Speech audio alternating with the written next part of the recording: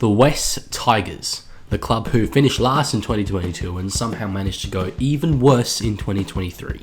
Over the years, the Tigers have taken the principle that all publicity is good publicity, and they have completely run with it. That being said, at least 50% of that publicity would be when the board would do something stupid, like publicly announce that they're pursuing a player. You know, like when I publicly announce what cards I'm holding playing poker. And that led to real, lasting frustrations among Tigers fans, who saw this board sack coach after coach and go through roster after roster, knowing that they would never sack themselves. But then something happened that nobody saw coming. The crazy sons of bitches actually went and did it. They actually sacked themselves. Now led by club legend Benji Marshall as coach and well-respected CEO Shane Richardson, there's real reason for excitement in Tiger Town. Fans have a reason to be genuinely optimistic. Despite their well-documented lack of on-field success and their drought of making the finals, surprisingly the Tigers actually have never particularly struggled in recent history to recruit top-line players, big names like Isaiah Papali'i, John Bateman, those kinds of guys who are well-respected and considered elite players. And the guy who they have coming in this year, who I think will be the most important and influential to a club that is looking to build towards its first final appearance in over a decade, is Justin Olam. Now, I realise Olam is a centre and one who spent most of 2023 out of form at that, so it is a little bit of an odd choice given they have signed a steady hand like Aiden Caesar at halfback, obviously much more influential position. But I think back to the 2022 State of Origin series, where despite the fact that he wasn't going to get time on field, Dale Finucane was brought into New South Wales Origin camp. He was brought in to teach the young forwards who were selected what it means to play Origin, the kind of standard that you have to be at when it comes to preparation, training, just applying yourself throughout the entire week. And young forward Stefano Utoikamanu, who obviously plays for the West Tigers, spoke in an interview after the series about the influence that Finucane had on him in just 1 week. And it did lead to an uptick in form for Utoikamanu later that season. I genuinely believe that Olam, who has come from that same Melbourne Storm system that Finucane came from, will have that level of influence on these young Tigers. A guy who is experienced at the very, very heights of the NRL, who has won a premiership, who for a very long while was considered a top 2, top 3 centre in the entire world. The value of a guy like that coming into a side like the Tigers is very, very significant. Now, the West Tigers' biggest loss this season, obviously almost goes without saying, is Luke Brooks. The halfback had been with the Tigers for his entire career, but the general consensus, one that I completely agree with, is that this move had to happen. Personally, I think it should have happened even a few years ago. Brooks is not a bad player. Perhaps he's just not a halfback. He might be a 5'8", and I'll get onto that when I preview the Manly Sea Eagles, but being under a halfback like Daly Cherry Evans, we could really start to see the best of Luke Brooks. But with the Tigers, it just wasn't a relationship that worked out. They tried and tried year after year. It never was successful. But what his departure does create is a question mark for the Tigers heading into the new season as to who starts in the halves. The Tigers have a few options. Obviously, the signing of Aiden Caesar is well spoken about, and people generally seem to think he's the guy who will take over that 7 jersey, just being the steady hand. But what many Australian fans don't realise about Caesar is that when he was over in England, he was steady, he was solid, but we tend to see NRL quality halves go over there and absolutely kill it. You look at guys like Lachlan Lamb, who won the Challenge Cup with Lee Leopards last year, Brad Schneider, his counterpart in that final, who was playing for Hull Kingston Rovers, or you could go back a couple of years and you have a guy like Jackson Hastings, who won the Man of Steel. So to see Caesar go over there and be solid without being remarkable is a little bit of a concern for me, and I'm not quite as confident as everyone else to say, yep, he'll just slot straight into that halfback jersey and be exactly what the Tigers need. Another option is young Jaden Sullivan, who they've signed from the St George Illawarra Dragons. An unfortunate story for him. Obviously, he's been biding his time behind Ben Hunt and Junior Amone in recent years. Amone obviously having his off-field troubles. His court case has been stood down, so that jersey in the halves has finally opened up when Sullivan has decided to move. Sullivan grew up playing halfback. Him and Junior Amone came through together in the Dragon systems, Amone always being the 5'8". So I do have confidence that Sullivan could be the man for the West Tigers at halfback. Now, there's obviously been a lot of chatter about the young superstar Latu Fainu, who the Tigers have brought over from the Sea Eagles this season. Personally, I think he's a little too young for a job like this. You know, the Tigers have just moved on from a long-term halfback. There is pressure on the club now. There is expectation, given their roster, that they will not finish as low as they have for the past 2 years. And to throw a teenager into that role and say, you know, good luck, I just don't think that's the best way to develop young playmakers.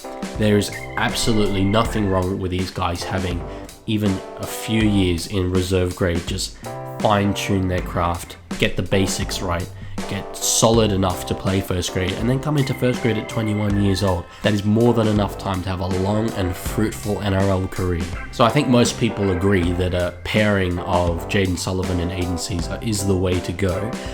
The interesting thing is which one will wear 7 and which one will wear 6. For me, this season with the Tigers is all about preparing for the arrival of Jerome Luai. I am a huge Luai fan, and I do think that he is the kind of player who can transform the Tigers into a top 4 contender if they get this year right and prepare in the right way. So the combination that I pick will be in preparation for him. I don't think Aiden Caesar is his long-term halfback. So even though Caesar possibly is more suited to that 7 jersey than Sullivan is, I would be giving Sullivan the 7, giving him a year to just prepare in that position, get everything right in preparation for Luai. Then when Luai does arrive in 2025, you've got a 7 who has played an entire season of first grade in that role. He's comfortable, he's confident, he's familiar with the players that are around him. I think that'll be the best long-term solution for the West Tigers. Now, one man who was left out of that discussion is Lebanese international Adam Doueihi, who's become a bit of a forgotten man at the Tigers after his injuries. He is scheduled to return midway through this year from his knee injury, and while undoubtedly a few years ago he was the West Tigers' best option at 5'8", I think they've got better guys in that position now, especially with Luai shortly arriving at the club. So to me it becomes interesting because Doueihi is obviously a very gifted footballer, but it's hard to see exactly where he does fit in. He's a bit of a Jack Whiten style player where he has played 6. Centre is a position that he's somewhat familiar with. Some think he should be a big body in the forwards like a lock. I don't mind Doueihi playing lock for the Tigers, although obviously that's a very specific style, so it depends what kind of approach Benji Marshall is looking to take. So I do think the most likely outcome is that Doueihi plays centre. That tends to be the position that guys that don't really seem to fit in anywhere else just get thrown in there.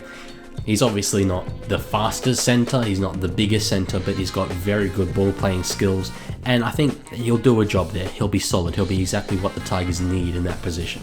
On to the third major talking point though, and what I think is the biggest one. Can Benji stand the heat? There's, as I mentioned, a lot of pressure on the Tigers this season because everyone has thought for the last 10 years, okay, the board are the problem. They're the recurring issue, they're the common denominator. The board are gone now. So if this continues, if this persists long term, well, obviously the board weren't the problem. Benji has an opportunity to change the thinking of the Tigers, to lead them into a new era, but it is a tremendous job. It is a tremendous amount of pressure on a rookie coach. He served his time as an assistant under Sheens last season and by all accounts did an alright job, but being the figurehead of a club in the media environment of Sydney is an entirely different beast. If Benji does succeed, it'll be tremendous. I think everyone in the rugby league world wishes him well, because the style of play that a Benji Marshall coach side would play would be so entertaining, so fantastic. You're thinking 2005 Tigers, just off the cuff entertainers. But if it does go sour in 2024, I'm not sure how long his legendary status at the club will keep the pressure off his back. So this is a 17 I've gone with for the West Tigers this year. Obviously their best 17, so this is not considering suspensions or injuries. You can see there I've highlighted a few players. Stafford Toa, firstly on the wing. I am a big Starford Toa fan. He's obviously in contention with Charlie Staines for that position, and most others will have Staines in that role. I just think they're very different styles of wingers. Staines is a fast finisher, and Toa is the kind of guy who is a bit more of a game breaker, a bit more X factor, a lot more physicality than what Staines brings. So it will come down to what style of winger Benji Marshall wants. But I just think Toa's upside is a little bit better than Staines, and if he's had a full preseason dedicated to training on the wing, I think we could see really brilliant things from Toa this season. At 14, I've got Jake Simpkin. I wanted a hooker on the bench. I do not think Api Coruscant playing 80 minutes is the right way to use him. A lot of other people have Talon Da Silva in that 14 role.